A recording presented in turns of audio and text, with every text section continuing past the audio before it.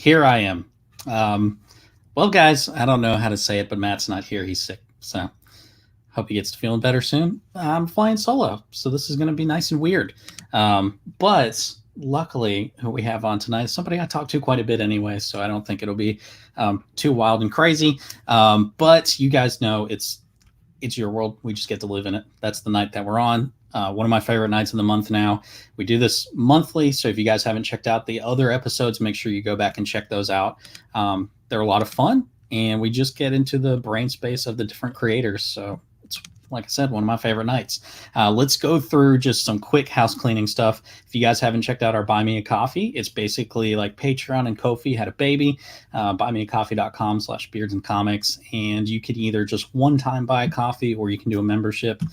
We still have a couple of slots left where if you guys haven't seen like our little 3D printed Catalyst Comics logo, we're sending those out to the first 10 people of any tier. So it's as little as $5 a month and kind of just stacks on top of that depending on what kind of stuff you want. There's quarterly ash cans, quarterly t-shirts that aren't comic specific. Sometimes they're just random crazy ideas that we have, but they're pretty fun. I think we're going to release the first design here very shortly.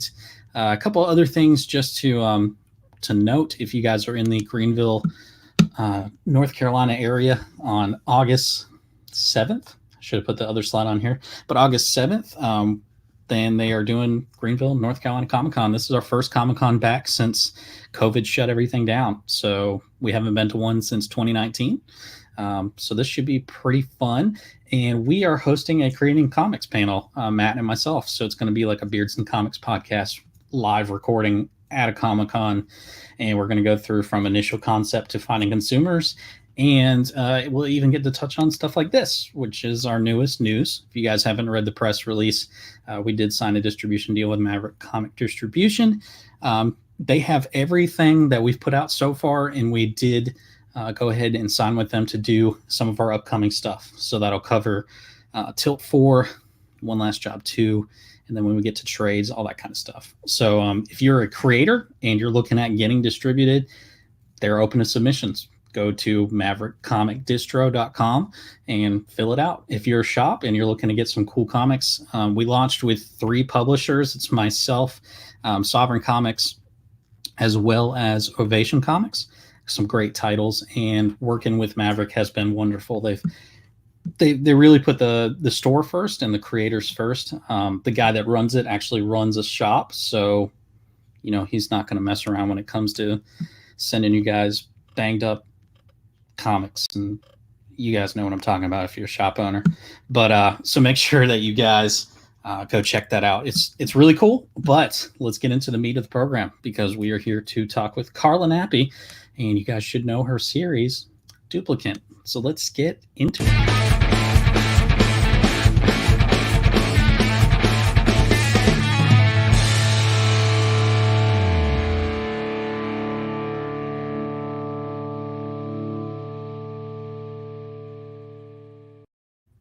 Well, hello, Karla. Hey, how are you? I'm good. It's been a minute since you've been on anything that we've done. Yeah, I was in the middle of running the Kickstarter for issue 4, I think. Yep. Which was March, right? Like February or March sometime? Why does it feel like so much longer ago? That's because there's been so much happening. That wasn't that long ago. Well, and we have kids too, so that just like warps our sense of time. That's true, yeah. Everything just feels like it takes forever. We do have a couple of people that are already chiming in and saying stuff. We don't normally have a bunch of people jump in live because this is a Monday night. And so the entire purpose of this, we record it to use it as a podcast, but we just thought it'd be fun to do live. So if people want to jump in and say hi. Yeah, I asked a couple of my friends to pop in, so it looks like yeah. So Spine Ticks. Yeah, Spine Ticks, they're awesome dudes. You should check out their show. It's Saturday nights. It's 11 o'clock Eastern time that it goes live, and they go every week. They're awesome. You should send them your comics, see if they'll give them a read. Yeah, I'm gonna write them down. And then Jonathan Velez, he is the guy that runs Maverick Comic Distribution. Oh, nice. Hi, Jonathan. Hi, John. I'm writing stuff down. So, Karla, you make duplicants. And there's Amanda. She did the color the coloring on the limited edition cover we did for Lost in Comics. Oh, very nice. And she's in Canada. Oh, our neighbors to the north. Yeah. R-rated beer required. That's true. Spine Six, they like to drink. So well, we can roll with that. And John said he loves your books. Oh, thanks, John. Yeah, we had a little group we were talking about it earlier today, because I was like, do you guys want me to ask anything? Because we all kind of talk about creators' work and like stuff that we can get out of it. So just wanted to see if they had anything that they would be curious to have you answer. Oh, nice. So the entire point of the show is to kind of get into your headspace when it comes to the world building stuff. This is really a great resource for people that are either getting into scripting or getting into creating worlds, because we just get to explore headspace.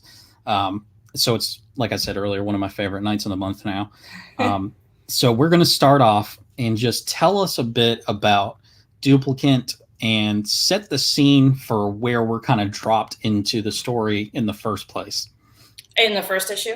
Yes. Okay, so we're set in the future around like 2060, when there's a pandemic of organ failure, and we're already like way into the pandemic itself. We're probably, I would say 5 years is what I've always had in my head that we're into this. So it's kind of like people are in the middle of it. They're kind of used to it. They're living their day-to-day lives. And we follow in the opening issue, Pamela, to get used to the way the world works. And she gets sick.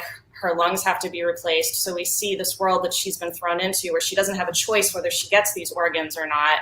And she has to pay this extraordinary debt off by working for someone that she has no choice working for.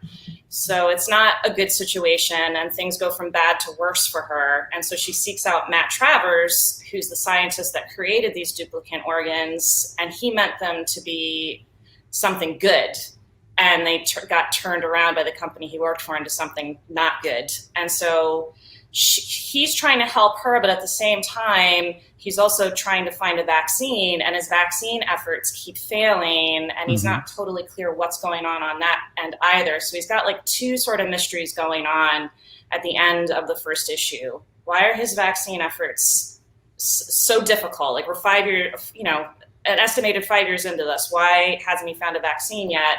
And is there an issue with his tech, these duplicant organs, beyond people being exploited in a way that he didn't realize was happening behind the scenes, but also is there some sort of fatal flaw with them on top of it? So that's the launching off point to delve more into his story going forward. Yeah, and so that's, like you said, that's where we kind of launch off of. So let's talk about where the kind of the creative side of building that world of where you started that story off. How did that process go? What did it look like? What kind of things were you looking at? Just kind of what went into it. Well, it started off as a pilot script. So my agent at the time, I was working on Suits as their script coordinator, and I had just written my first episode of TV, and it was at the time Suits was like the hot show in town. So we were trying to take some momentum off of that to get me out on meetings. And he said, come up with 5 ideas that we can take out to pitch to see if we can, get you to develop something. And so that was one of the ideas I came up with. I initially was thinking of it as something more like, I'm trying to remember what I said in my letter that I wrote in issue 1, but it definitely had a different feel in the beginning than it ended up having by the time it got to comic book form. And the pilot script is completely different. Like, if you read it, you probably wouldn't recognize it, because Pamela is literally in one scene in the pilot script, and Matt is not the same strong character, I feel like, that he is now. He's a much stronger character. And like the opening in the pilot has this guy who's driving, and as his car is self-driving him, his organs fail. And when he wakes up to find out that his organs have been replaced, it's like he reacts like it's literally the worst thing in the world that's ever happened to him. And so that's the jumping off point in the pilot. I was definitely heavily influenced by Repo the Genetic Opera and Blade Runner and Minority Report. I really liked the arc in Minority Report where it's Tom Cruise's character and I can see his face, and I can't remember his name, but his mentor, how they end up kind of like clashing heads at the end. So that was my inspiration for like Robert and Matt with the clashing of the heads that they have, which you see a little bit more of in issue 3. And then, so I wrote the pilot script, and I wasn't really getting any traction with it as like a staffing sample or getting meetings off of it. Like people liked it, but nothing was happening. And so I had all these friends that were kind of getting into comic books at the time, and I started going to conventions and getting into that world more. And that's the point when I decided to find a comic book writing class. And I don't know that I could have written a comic book without having taken that class, which my teacher, Jim Higgins, actually still teaches that class online now. So if you look up Jim Higgins and like comic books, it should pop up his website on how to take his classes. And the class was meant to write a one-off script, like a single issue. And so I initially thought, I was like, well, I'll just take this scene with Pamela and I'll just make this a one-off issue. But then when I was adapting it and like learning how to write the comic books, I was like, well, wait, she needs to be way more than she is. And so she just kind of blossomed. And I really feel like that class was like integral to like finding Pamela as a character. I don't know if this had been picked up as a TV series at that point, that the show would have the same look and feel that it has now as a comic book. So what Jim did in class was he had us buy like a bunch of different comic books to read through. And then he kind of showed us how the breakdown is, like what each person does when it comes to the comic book. And then his thing was, you never go to script until you have a page by page breakdown. He's like, you need to know what you want on every single page of your comic book before you go to script. And so we would do that. We would write out our page by page breakdowns and bring it into class, and we would all exchange them and read them and then note them out loud. And then once our page by pages were approved, then we went to script. And that was actually exceedingly helpful in being able to visualize the page, was having those page by page breakdowns. Absolutely. And then writing the script, it was the same thing. Like we only had to bring in, I want to say like 1 or 2 pages every week because we wanted to make sure we could hit everyone in the class. And so that was really good because that was like an environment where you know, it's a safe environment. It's not being drawn. You don't have like a crazy deadline of like, you got to get the whole script done in like 2 weeks. Right. And so having that workshop environment and seeing what worked in other people's scripts and what didn't, and what worked in mine and what didn't, really helped kind of wrap my head around how to write for this medium. And then from there, I went to find an artist. And then Jim decided, because so many of us in the class had decided to not do a single standalone issue, to create another class to write a comic book proposal. And again, I feel like that class was like integral to my ability to do the comic book series as a whole, because then it showed like how to art the whole thing out. And so the proposal was writing out exactly what you wanted to have happen in your 5-issue arc. And then what you might have happen after that if you went past the 5 issues and like your opening thing. And so that was really important. And I additionally did my page by page breakdowns for the whole arc as well, just because I had that momentum going. And, you know, I feel like Ryland, and I know Stephen Prince has talked about this too, he does Monster Matador. Ryland Grant, who his new series Suicide Jockeys is coming out soon. He and Jeff Leeds kind of brought me into this writing group after those classes ended. And I remember feeling like really like, wow, I've never been like included in this way. And I was like, they must think I write well. And especially with Ryland, I felt kind of like in awe because Ryland is like a professional screenwriter. He's been writing as a professional screenwriter for over a decade. So to have someone of that caliber, you know, feel like I have talent and that I can do this and I was good at it was like a great ego boost, because I don't know that I would have had the confidence to keep going without that group to keep me going. And then Ryland is so prolific. Like he's got Banjax out there, he's got Aberrant out there, which were both workshopped in those classes. He's got Suicide Jockeys, he's got Peacekeepers, he's got The Jump. Like it's like Steve and I like we've got our one series, but it's like we try to keep going with him. And I feel like because he's constant, like I just got the next issue of the Peacekeepers to read tonight to note for him. So I feel like having, someone who's that prolific, and it kind of keeps us motivated to keep going as well. And we all have kids around somewhat the same age. We all ended up having kids around the same age. So it's like we all understand the chaos of doing this while raising small children. Yeah, absolutely. So you said you had kind of laid out the whole first 5. How much has that changed? Well, some of it changed not because of like current events per se, but I had gotten, which we discussed on the last time we talked, I had gotten that publisher that didn't work out. And before it didn't work out, they had actually given me rather extensive notes on my page by page breakdowns. And they're the reason actually that issue 1 has a different ending than what I had originally scripted for issue 1. Issue 1 had a different final page. I mean, it wasn't that it like necessarily changed the ending. The ending with Pamela and Matt at the end still happens. It's just the visuals of it were different. So it became more of an intimate moment between the two of them because I had like cut away from them on the original page. And then they wanted me to focus more on Matt and Ava in a way that I hadn't earlier. Like they brought more of like the emotion into it. And that was one of the things I was able to take away from my time with them was their notes and their input. And so I felt like that was helpful. So every time I would go back to my page by page breakdowns, I would look at their notes and decide what I wanted to keep and what I didn't want to keep before I would go to script. Okay. So where did the actual original idea, where did that even stem from? I know we talked about it coming in, when they asked you to come up with 5 pitches, but the specific idea for that story.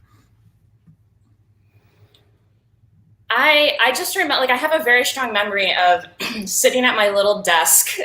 So when I worked at Suits, we had this office that was like walking distance from my apartment, which I set up on purpose because I didn't have a car. When I moved to California, a writer that I had worked with, Elle Johnson, had loaned me her car for 6 months for free, which was amazing. But at the end of that 6 months, she took the car back because she's like, I don't want you to buy this car. It's a foreign car. The parts are like insanely expensive.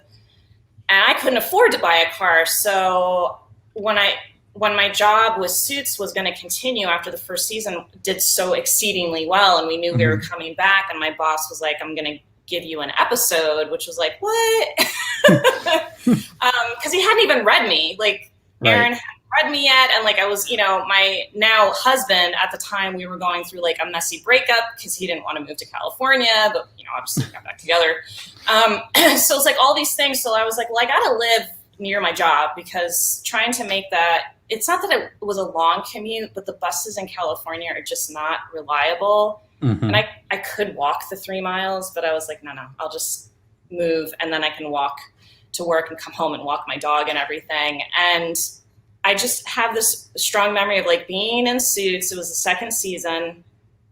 And I had been moved from my initial area to this like corner around from where all the writers were. And I was like by a door. I had this like jinky desk.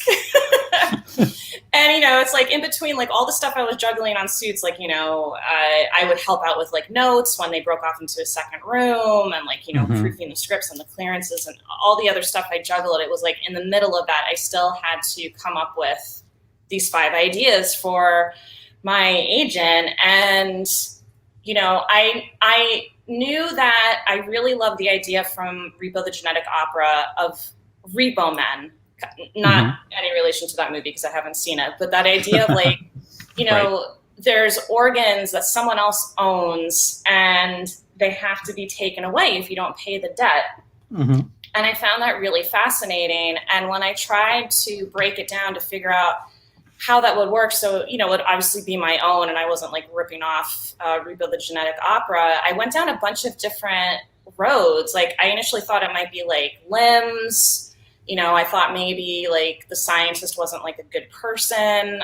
I kind of went down a bunch of different roads, and at the same time, there were a lot of articles at the time about like nanotechnology and Yep. 3D printing trying to go towards biological matter at the time. So it was like a good vortex of stuff that was all happening at the same time. And as far as like the emotional relationship stuff, it was like I said earlier, it was Minority Report was a big influence in that. And it just sort of came about from me just kind of like writing things down and seeing what worked and what didn't. I would show it to friends and they'd be like, we like this part doesn't make sense, it doesn't work. And so I'd be like, okay, let's see what I can do to make this or this or this work. And it was like once I kind of had a log line down for it, then I was able to kind of build it out and expand it at that point.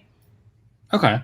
You're not to jump too far back, but your writing class, was that a group of people that were coming from the screenwriting side, or was it a kind of a mixture? It was a mixture. It was definitely a mixture. So, Ryland was our screenwriter, and then I worked in TV, but as a script coordinator. Mm-hmm. And Steven had worked in, I want to say, toy manufacturing. And Jeff worked at NBC, but like in publicity. And then there were a couple, like Mike Levine, they were a comedian, and I don't remember what they were doing for their day job, but they were a comedian, and they were also working on like writing comedy books at the time that they were having illustrated. There was another person who was just an illustrator. Like that was their job. They worked for like, I want to say like Cartoon Network or something like that. Okay. And then Ollie, they were doing odd jobs, but they were also like someone like me that had gone to NYU and were interested in screenwriting, but were also an artist at the same time. So we all were kind of like peripherally in the industry in some way, shape, or form. Mm-hmm. But Ryland was the only true working screenwriter in the group. Yeah, it's just in my own curiosity, I just, you said you would have never been able to write an actual coherent script if you hadn't taken the classes. And so I'm curious how much of that is because you came from a screenwriting background and it has to adjust the way that you tell a story when it flips into something like a comic book, because the pacing is so completely different. Very different. like you said, you had Pamela as someone that was just a scene, where it's like, or you could make a whole book off of this one particular character. Yeah, here she is. Yeah, exactly. I feel like in comic books, there's a lot more room to breathe because it's up to you how long you make that character last, how long you make that little story last. So it's interesting. I like hearing that aspect of it, that you came from something that the pacing of what you're creating in screen and in television is so completely different than it is in comic books. Very different. Yeah, because in TV, it's more talking. And also when you're writing the descriptions out, it's like there's so many people you don't want to step on the toes of. You don't want to tell the director what to do. You don't want to tell the costume person what to do. It's like you need to get out enough of what you want so like your vision is guiding it, but at the same time, you don't want to be dictating. And it's the same thing with like, you have to write it in a way where the actors know what type of emotion you're trying to get across. And in comics, you have to write it in a way where the emotion comes across in people's heads as they're reading it. Yeah, absolutely. I want to hit this question real quick because first off, hey Marvin, John, Beard Comic Bro, and first, but he asked, is it better to plan out each page before you write the script? I'll let you answer first. I mean, for me, yeah, I am very detailed about it now, and I make sure that I have that page-by-page breakdown to write, because I don't know that I would be able to figure it out without those. I didn't really do that when it came to my TV scripts. I kind of more felt like I would kind of do like a rough treatment, but then if I felt like it wasn't flowing well and wasn't working well, we didn't necessarily follow it. And I'm kind of doing that with the pilot script I'm writing with my friend Sapphire for Nabarang. We have an outline and, we have like story beats, but as we're writing it, we're realizing what is and isn't working, and we're kind of like re-breaking certain things as we go along. But when it came to the comic book, more often than not, I stuck to the page by page breakdowns. It was rare when I had to like throw a page completely out or something. I wasn't very good about estimating how long some pages would take as I went further into it. Like I was like, oh, this will take a page. And it was like 3 pages. Definitely. I'm in the same boat though. I definitely think it's better to plan out. I try to do a broad outline of first I'll start with just the generic outline. Then I'll break it down into page by page. And then I'll let it take its course as well, because even with One Last Job, I've talked about it before, there's the whole middle section of that book was completely different than what we printed, because I just thought it would be a little bit better to have Bethany and Thomas do some cool John Wick action stuff rather than more dialogue stuff, because I knew it was already going to get the point across toward the end of that anyway. So to answer that question, I think we're both on the thing where you should.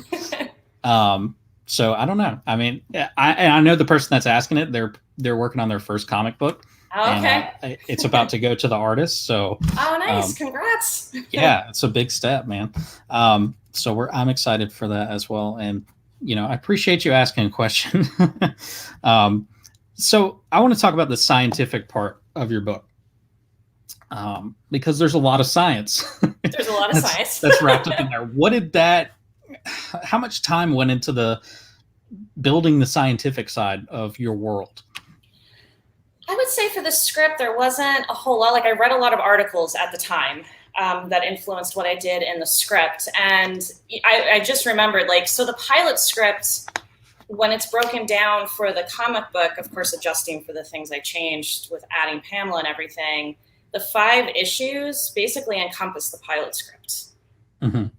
So as far as the science stuff, I read as much as I could about nanotechnology and how the organs were being made, but of course I used a lot of creative liberty with a lot of this stuff. Mm-hmm. And when I was breaking it down for the long form class, when we had to do the proposal itself, I definitely needed to dig into it more, especially the vaccine stuff and what ultimately is the cause of this pandemic. That required me to dig in and make sure I had enough science that it sounded legit, but not enough to box me into a corner where I couldn't tweak it. I mean, at the time I didn't know anything about the mRNA vaccines. That didn't come up in my research. So I feel like if I had known about that sooner, I probably would have rejiggered it for those, but the train was already out of the station on that. So I couldn't quite get that in. I tried, because the 5th issue talks about the vaccines in detail. And that was one of the notes from the editor I hired was, she's like, these are very smart people and they know their science. She's like, you need to be more specific with their verbiage than the vagueness that you're doing for that. So I'm actually, I'm talking to her about coming on for the trade paperback to see if there's anything that I need to do in previous issues where I need to kind of tweak that dialogue to make it a little more science than vague. I love that you just said that for the trade, going back and seeing if you have to tweak anything, because I know some creators that they've been told. I want to make sure I say this in a way that's A, not going to give it away on who I'm talking about, and B, not going to make anybody mad. Okay. But I know people that have been, they put out their first comic or whatever, and then they go to do the second issue of the series, and somebody has talked them into remastering the first one before they put the second one out. And I'm of the persuasion, especially if you're in small press, kind of like what we're doing. If you're in small press, just wait, fix it for the trade. Especially if it's your first book anyway. I mean, let's get real. You're going to look back on it and be like, I sucked back then. So, I mean, it's just the way it is. But I try to encourage people, hold on, because the trade is the collected edition. That's where you go back and you make your changes. You're building a fan base up until that point. It's just the way I look at it. Yeah, that's what I'm thinking. I'm like, I might as well, if my editor is available, see if there's anything like I need to rejigger. Are there any pages where like the panels don't make as much sense as they Right. should? Like that type of thing. I already know that they want me to have a completely new cover for the trade, so I've already started talking to Layla about her availability to do that, because she's like working for DC and Marvel now, so she's pretty busy. I'll take it. So what I know we talk about a little science and that it's set in the future. I don't know if I want to say fields is the right term for this, but what other fields are changing around your story arc? Because I know there's the religious aspect that gets played on, and it seems like things have changed in the religious realm. So how does all that stuff play into how you're setting your world up for the continuation of the story? Oh, you mean after this arc is done? As much as you can talk about, yes. So there's going to be a big change in the next arc as far as like the religious group, because they are increasingly over the course of the arc, they're being attacked isn't the right word, but there's efforts to dismantle them, and they're starting to gain traction. And so we're going to see how well they're going to be able to survive in this world, because the big thing with this religious group is they feel that any sort of mechanical intervention into life is unnatural and shouldn't be done in any way, that it's going against God. And so that's been a big part of their using human organs, even though they're illegal. And then the other thing too is it's the mystery of why did Robert, who is this acclaimed, internationally renowned scientist, turn his back on basically everything that he knew, right, to become the leader of this cult, essentially. So that's something that I delve into more in issue 4 and 5, and that'll be continued into issue 6, which will be the new arc. And then also Ava, like, what's her story? We kind of get into Ava's background more in 3, because she is our cover person for issue 3. Right. And so it's getting into her backstory. How has it influenced who she is today? How is it going to influence who she is in the future? We've definitely hinted that there's something going on between her and Matt. Is there any truth to them having a thing together, or is it all in her head? So we're going to be delving into all of that. And then that'll affect her going forward as far as like whether her relationship with Matt is real or not. And Matt will be visited by someone in issue 3 he won't expect to have visit him. And it's a precursor for setting him up for this arc of his family haunting him, basically. Right.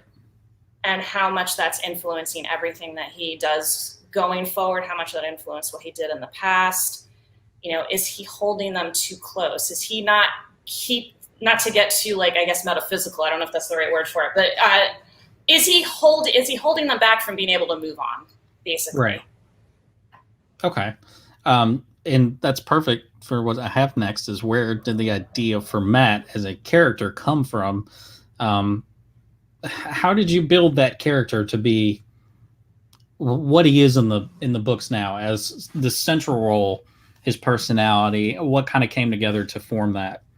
I mean, the initial inspiration for his character was kind of like the Tom Cruise character from Minority Report, with this, person who's trying to do good through the Minority Report program, and also has this, horrible tragedy that he had to deal with at the same time. But he's also obviously a person who has a lot of demons on top of it. He's struggling with everything. He's haunted by his son, in a manner of speaking. So that was, and he's had the betrayal of his mentor. So that all plays into Matt's character, I would say pretty heavily, because he has all that stuff happening. But with Matt, he's not a police officer, so the action for him is more how is he going to react to these things that are happening that he doesn't have a lot of control over? He can only control how he's reacting to a lot of stuff that's happening. And how he's always tried to be like, okay, I have to focus on my work, and I have to trust that the people who are taking care of this organ program are doing what they've promised me they're going to do. Okay, well, they didn't do what they promised me they're going to do. Okay, so I'll keep trying to poke at them, but I got to focus on the vaccine. So he kind of starts to break out of that bubble more with what happens to Pamela, because he was trying to stop the indentured servitude part of it, but he didn't know that this other stuff that he had been told there were laws against, the taking advantage of the duplicant organ people, the duplicants, was still happening. So he's like, what else is going on that I don't know about? I've had my head so buried in my science, especially after what happened with Robert, which I get into in issue 4, what all that happened. He's like, what else have I been missing? What else is going on? And so it's part of him trying to just come back into the world, like get his head out of the sand and come back into the world. But he's got this pull of what happened to his family still driving him. Like he feels like he owes it to them to not let anyone else die. And there's just a lot going on. So it's like, how angry is he going to get? When are we going to see Matt finally like lose his shit, basically? Right. Yeah. I love it. So with the way, and I know this comes up a lot every time you do conversations just because of the content of your book. Right.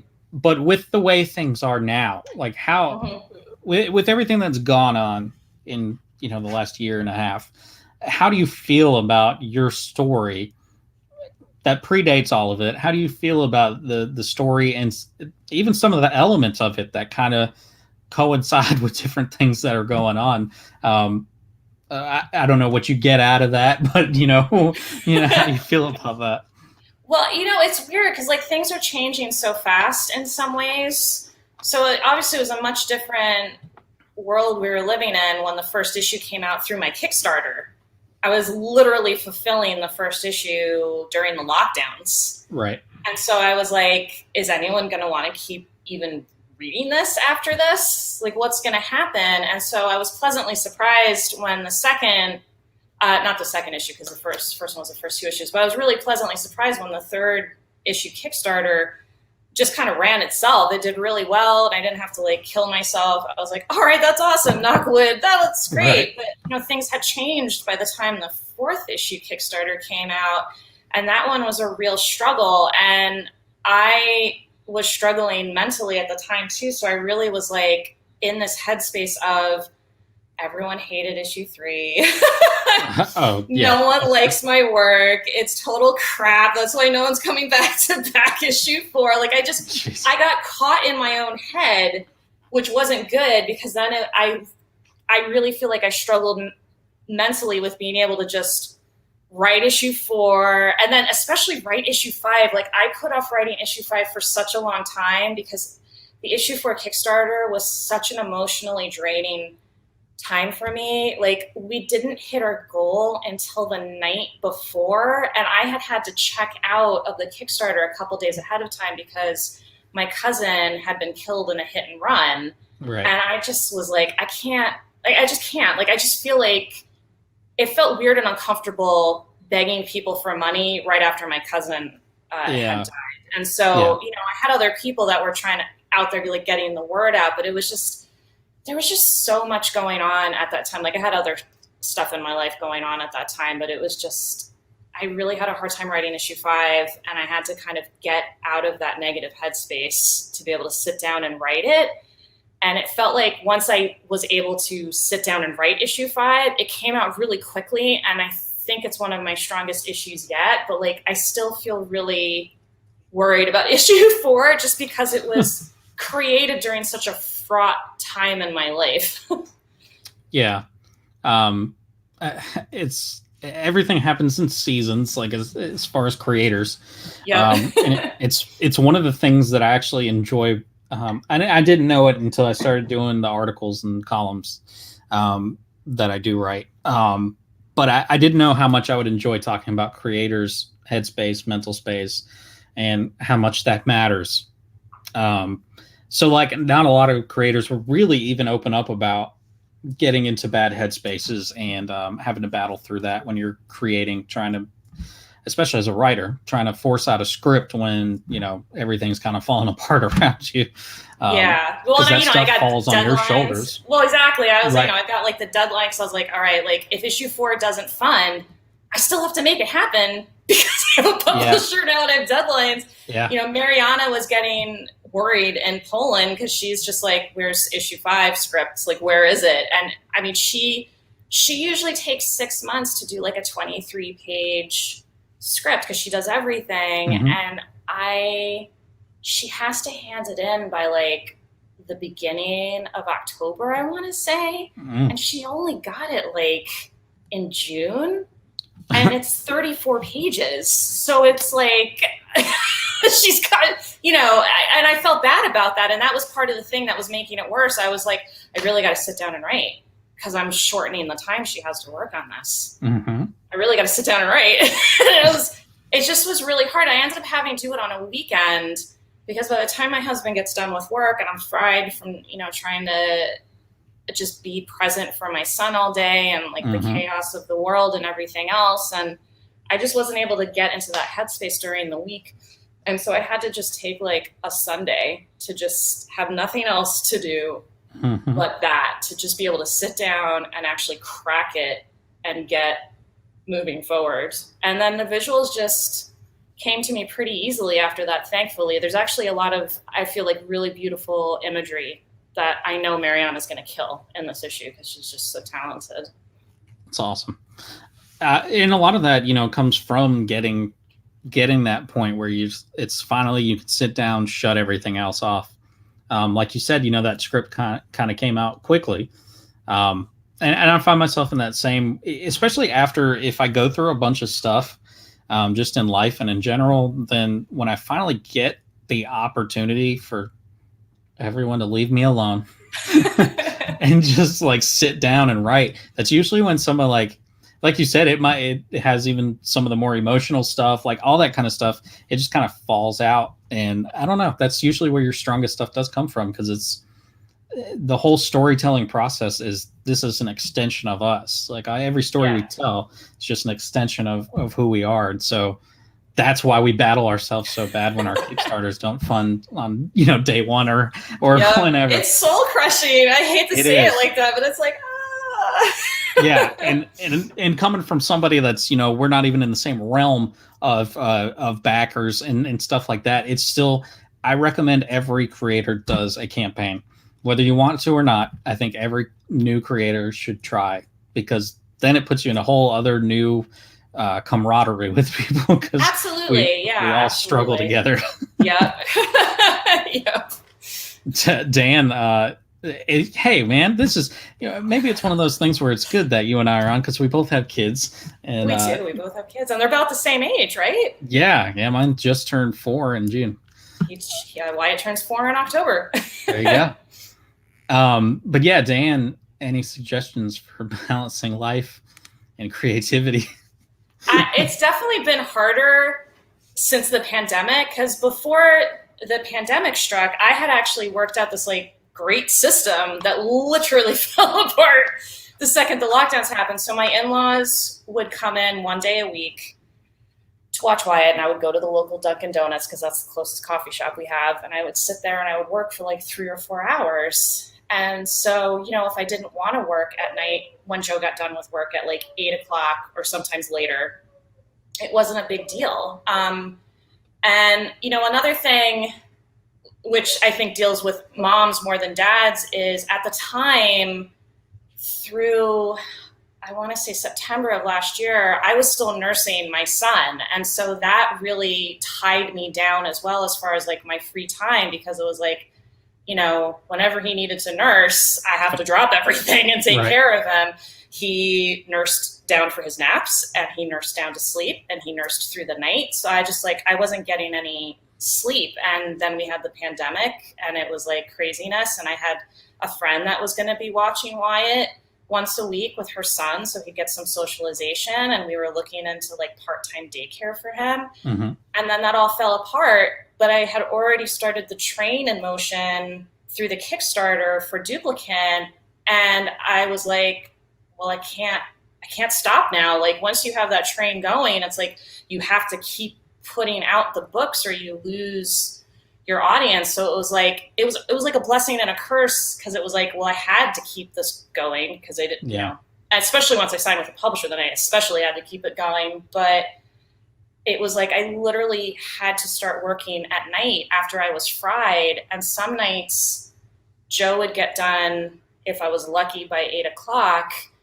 And then Wyatt would need to go to sleep by like 10 or 11. And so it was like I got maybe an hour and a half to myself to try to do whatever it was I needed to do. And he was at that stage where like he didn't want me away from him at all. So sometimes I would be down here like packing books, and he would keep coming over like, come play with me, or I need to nurse or whatever. And it's like I just remember like having to be like no, and feeling like it just felt like a really hard choice to have to pick between pushing him away so I could finish what I needed to in the few hours I had where my husband was awake after work. Yeah. And getting my responsibilities done, because I have people who are relying on me for money for these books, you know, my team, especially Mariana, and then also, you know, making sure I fulfilled my Kickstarter backers so they don't think I'm like a slacker. So yeah, it was hard because it was like there was so much going on. So I just wasn't getting any time for myself. And what my therapist was telling me was like, you need to take time for yourself. So I try to every day carve out an hour to walk. But even that's hard to do, because sometimes taking that hour out of the day to walk means I don't have time to do anything else. Yeah, I get it. My job changed kind of in February of this year. They kind of moved me to a different department, which completely altered my hours. Before that, the biggest problem I was having was doing like an 8 to 5 and then coming home, dealing with a kid. And just by the time that's done, it's just, I don't feel like writing anything. Yep. I don't feel creative at all. And now it's more of a 4 days a week, about 9 to 7 is typically what it's harder. Yeah, it's harder family wise. And that's the part that I'm struggling and openly struggling with more, is the sense of like my daughter, she typically goes to sleep depends on how busy she was that day, between 6:30, 8:30, somewhere in that realm. And so there's days where I'll send her to school, and then by the time I get home, she's already asleep, so I don't even see her until the next morning. Which is awful. But as far as the creative side, now I kind of have that little bit in the morning where we send her to school, and I have at least an hour before I have to kind of really get into going to work and everything. So I get to sit down and at least use that hour. And I try to do that for my little tasks for the publishing side of, talking, making sure all the teams are kind of working on stuff, and making sure I'm doing like the logo designs and all that stuff that I need to get done. And then I get Fridays off. So that's my day. Oh, that's great. Like, everybody leave me alone. Do not text me. I'll see everybody when they get home after work and after daycare. But this is my time. Oh, that's fabulous. You get the Fridays, because then you can spend the whole weekend with your kids and not feel like you have to take time away. Yeah. And, Matt, my business partner, he's off typically every other Friday.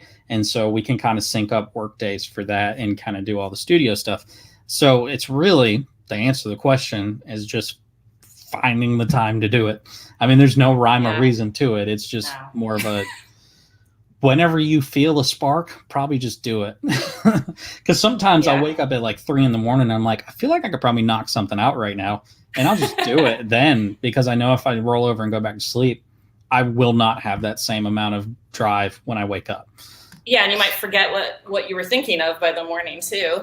Exactly. So, Dan, I don't know if that even helps. That's just more of what we're facing. And Amanda had said it's an awful circle. Some days being behind and trying to get caught up in our brains wanting to do anything but. Yeah, that's the curse of creativity. And then FTO Nerd Talk. He just knows the feeling. Hi, Yeah. So the big question is, why this story? What about it makes you want to continue writing it? I would say it's Matt. Matt has become such a compelling character through the course of this, and seeing how I know I'm talking about him like he's an actual person, but to me, it's like seeing how he reacts to things, like making sure it feels true to who this person is Mm-hmm. and who I've created him to be. And even though I keep throwing him into like these insane situations where everyone's like, give him a break. I'm just like, nah, he can take it. He's all right. You wouldn't read that. Give him a break. He's all right. Until he isn't, and he finally is he going to lose his cool or not? You'll have to wait and see. Because issue 3 is definitely, which I'm hoping, knock wood, comes out August 18th. Mm-hmm. Is definitely the most action-packed. And when you see what I have in store for Matt, everyone's going to be like, what the? Yeah. As you know, because you've read it. So yeah, I mean, they're all sitting right next to me. Usually when I get a new package in from I already read yours because I read them digitally. But usually I'll just put them off. I have this little display thing I set over to the side. I'm like, this is the list for whenever I get a chance in a second to sit down and read, pick one from that and read through it. Nice. So yeah, that's just my own process now for that. But yeah, so are there any other genres that you would be interested in tackling? I'm trying to get my kids' book off the ground. That's one of those things that's kind of had to be put on the back burner. I have an editor that I'm working with, and she gave me notes in I want to say March, and I just haven't had the time or the bandwidth to dig into it. Matt has some no good, very bad days coming up. Yeah, that's true, Amanda. He does.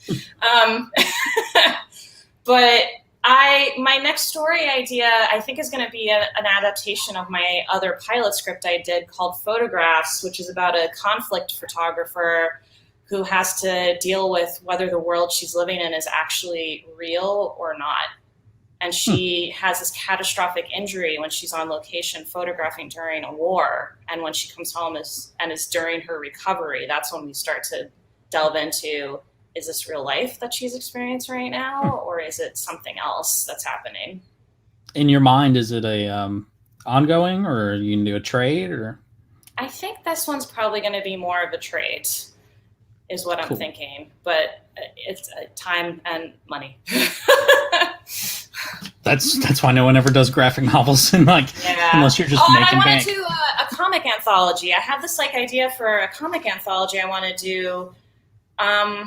I have a short comic I wrote not that long ago about it was an adaptation from a short story I wrote about a woman who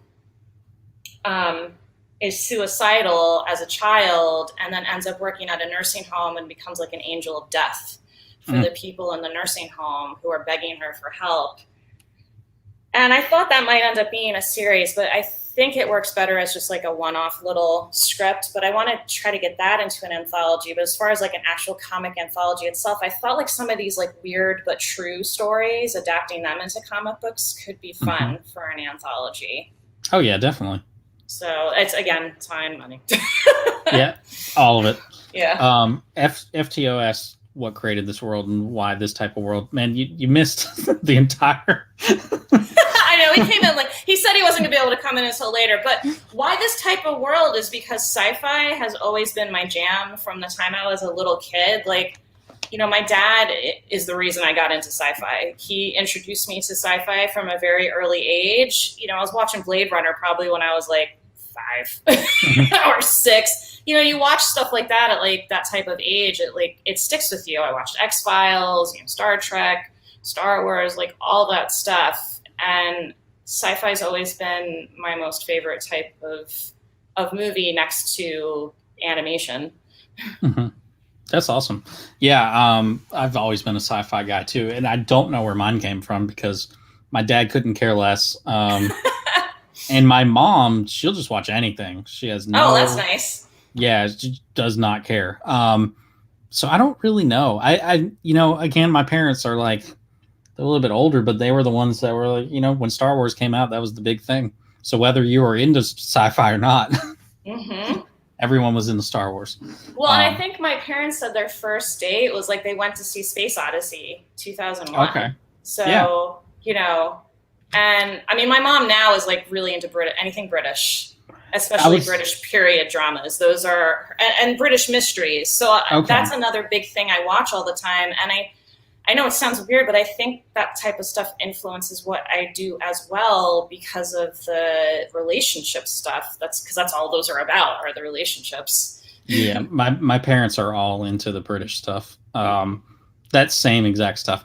The British stuff that I was into, that I remember, I guess would have been my earliest stuff for sci-fi, was just like reruns of Doctor Who on PBS or whatever it was when I was a little kid. And that, you know, it's been my favorite series since I was a kid. So it probably plays in, I don't know. Also, my brain's broken. I guess that's where all the stories come from anyway. It's just random pieces of your brain from other things that you enjoy. Well, it's funny how apparently every time you recall a memory, you change it in your head. Mm-hmm. And so when it gets stored back in the library of your brain, it's different from when you took it out. Yes. It's funny because we recorded with Doug Wagner and Brian Stelfreeze yesterday, and Brian got into this whole thing about memory. Mm-hmm. So you just bringing that up. Oh, that's cool. Made me remember. What was it even what I remembered, though? I don't know. What is it what you remembered? Yeah, exactly. It's like, it's interesting how fallible memory is.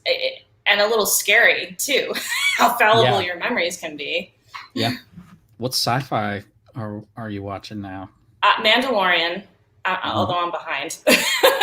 And Doctor Who. I got into Doctor Who later in life, when I was in my 30s, and I absolutely adore it now. So it's just, you know, it's the shows I like to watch with my husband, but we never get time to spend time together. I mean, it's like, how do you balance life and create your creative life, but also how do you balance like that and being married on top of it, especially with a young kid? How do you find time to be with your significant other, which especially with the pandemic has been exceedingly difficult to do. We're like two ships passing in the night. Yeah, and the spouse thing's one thing, adding a kid's another thing, but then like having creative endeavors adds a whole other element of just, and for me, we talked about it before. We talked about it with Doug, actually. His wife, it reminds me a bit of mine, where they're not the creative type. Like they're just not into writing. They're not into any of that kind of stuff. So there is a mental block that comes in when it's like, I can be in the middle of a writing session, just roll up in the hey, do you want to go to Taco Bell or something? Like you just threw me off for the rest of the day. I can't write anything else for the rest of the day. Right. And there's like a block there. It doesn't compute because that's just not how the mind works. Right. So that's always fun. Sci-fi that I'm into now, I don't get to watch stuff anymore, man.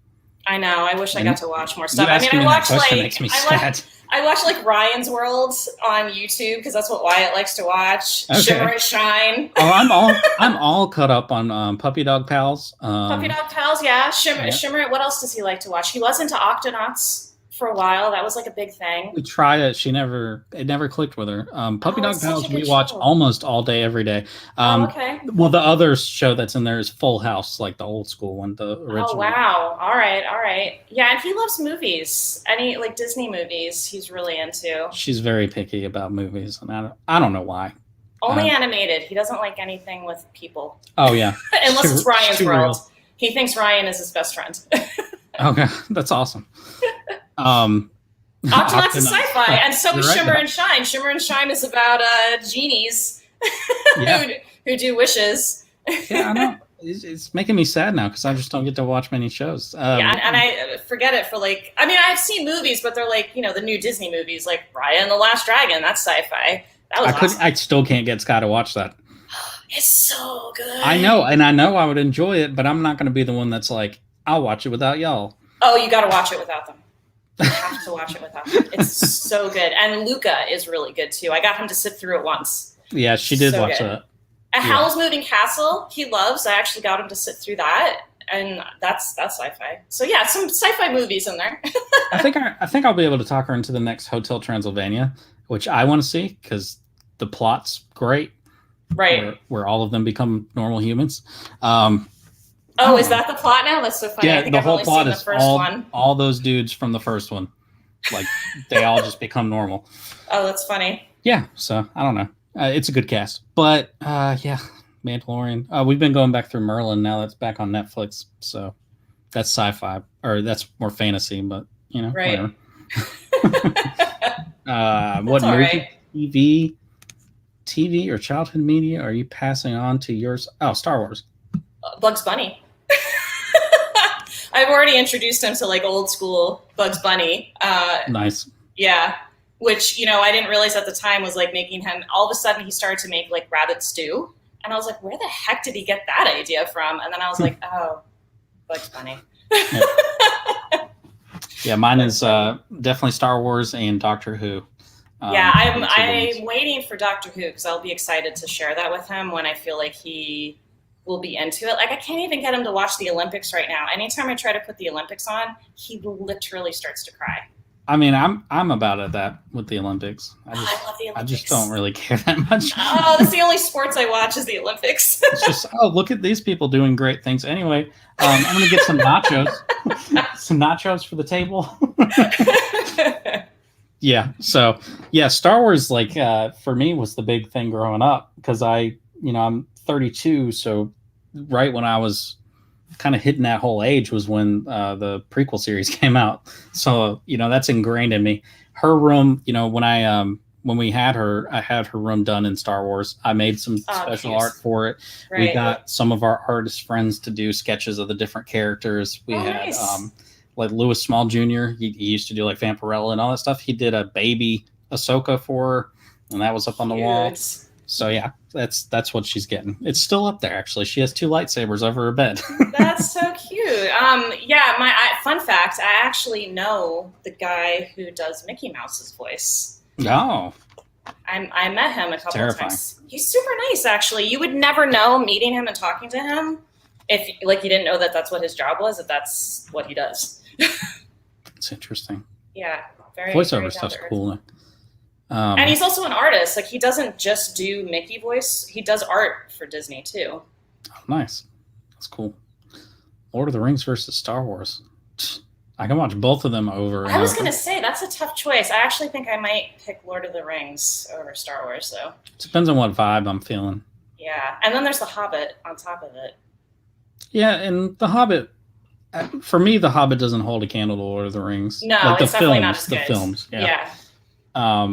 Yeah, it just depends on what vibe I'm in. Because like the old school Star Wars, if I just want to chill and hang out and not have to think, because Lord of the Rings is more like I got to get ingrained and invested. That's true. Star Wars, I've seen it so many times that I'm just like, I can turn it on and just at any point I know where I am. I got Wyatt to watch the original Star Wars, but he wasn't super into it until I told him that he met Chewbacca, which he did when he was a baby. Mm-hmm. And he was like, I didn't meet Chewbacca. And I showed him the pictures, and he was like, oh, I did meet Chewbacca. I have a picture of Sky at our comic book shop. Somebody was dressed as Chewbacca for like the Star Wars day. And they were holding her. But yeah, I made her watch Star Wars before she could ever remember it. I'm talking like a week home, and we went through the whole series. Oh yeah, you watch like endless TV when you have a child that age. Yeah, for sure. Those were the days where it's just like we can watch whatever we want. We can watch whatever we want. Yeah, exactly. No mas. No. All right. Well, we had some fun questions at the end. I always want to. Okay, I'll end with the happier question. But I'll ask you this one first. When it comes to indie comics, small press comics, and I'm going to limit it to one. What's one big thing that you would love to see change? The way they publicize books.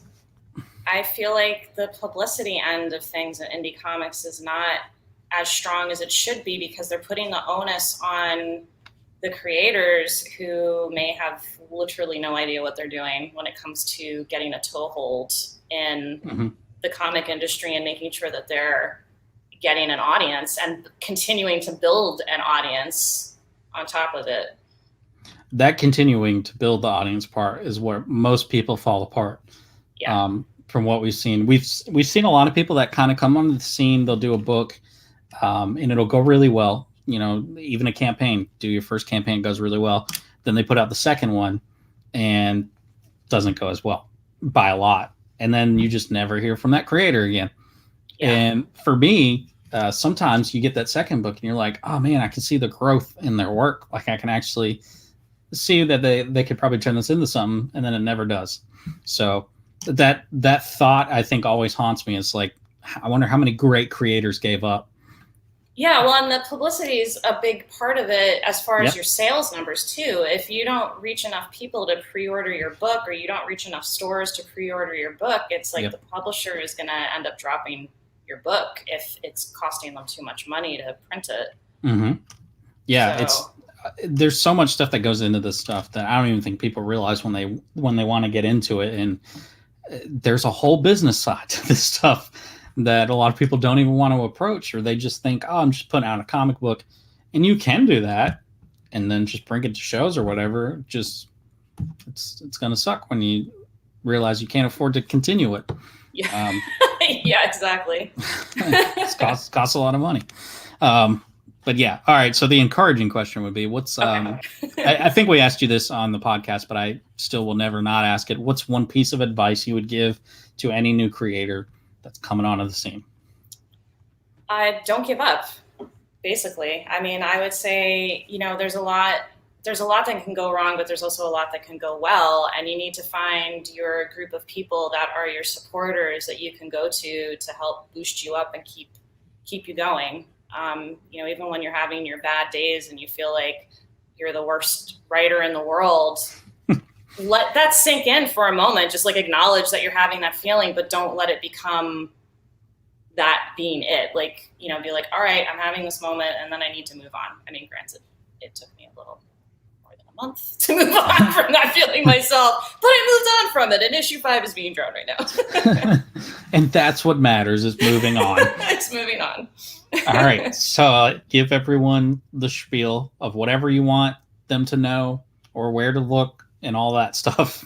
All right. So issue 3 is supposed to be in stores August 18th. Hopefully that's the sticking date for that one. And issue 4 will be in Previews World, I want to say in September, because it's coming out in November. And then I should have another Kickstarter coming up in another couple of months, so I'll definitely be posting about that. And I will have a comic book signing on August 14th at Jeff Comics in Bethlehem. Free comic book day. Yeah, free comic book day. Yeah. So make sure you guys go get that stuff signed. Why not? And where can everyone find you? I'm under Musings by Crazed, MUSINGS BYCRAZED on Twitter and Instagram. My website is karlanappi.com. And then my Duplicant page is facebook.com/duplicantcomic. Oh, and it looks like Dan is in PA. Is he in PA? I don't know. I just talked to him a couple days ago. It never registered in my brain. That's cool. So Karla, I appreciate you, and thank you for actually coming on and sharing the world. Yeah, no, thank you. It's always good to talk with you. Yeah, definitely. Allentown. Oh, Allentown. That he can definitely make Jeff Comics then. See, Dan, no excuses. Go bring her a copy of Worms Crawl In. He's a fantastic creator. Oh, nice. Awesome. Yes. And Amanda, you know what? Thanks, Amanda. I don't know you, Amanda, but you know what? You're okay with me. She's the one that did the colors for the... That doesn't mean I know her. Well, no, but you'll get to know her. She's really awesome. Well, she does great color Amanda, work. You know, it's great to meet you. And now that I know you're a colorist, you'll probably end up in one of our files somewhere. Yes, absolutely. You should hire her. All right. So I'm going to end the broadcast, guys. We thank you so much for checking out It's Your World. And Matt, not your Matt, but like the business partner. Your Matt, yep. Yeah. Hope you guys, send him some well wishes if you're friends with him on Facebook. Hopefully you feel better, man. And, it was nice it sucked not having you. And until next time.